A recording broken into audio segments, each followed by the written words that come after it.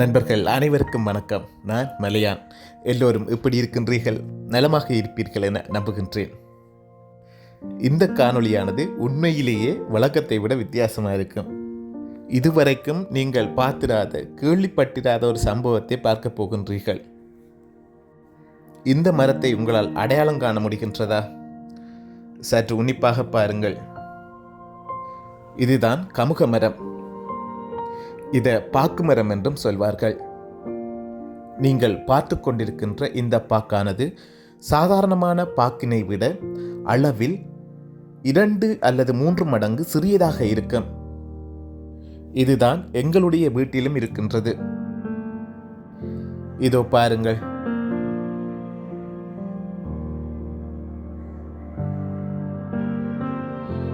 நம் அனைவருக்கும் தெரியும் அல்லவா, குயில் பழத்தை மாத்திரம்தான் உணவாக உட்கொள்ளும் என்று. இங்கே ஒரு குயில் என்ன செய்து கொண்டிருக்கின்றதென பாருங்கள்.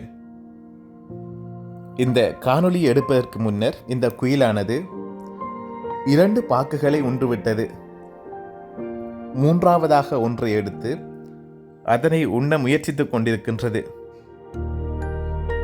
சூம் பண்ணி இந்த வீடியோ எடுத்ததால் சற்று தெளிவில்லாமல் தான் இருக்கின்றது. உன்னிப்பாக பாருங்கள். அவ்வளவு இலகுவாக இந்த குயிலால் பாக்கினை உண்ண முடியவில்லை. அதற்கான பிரயத்தனத்தை மேற்கொள்கின்றது. இதோ பாருங்கள். எத்தனையோ பழங்கள் இருக்க இந்த குயில் பாக்கைத்தான் தெரிவு செய்துள்ளது.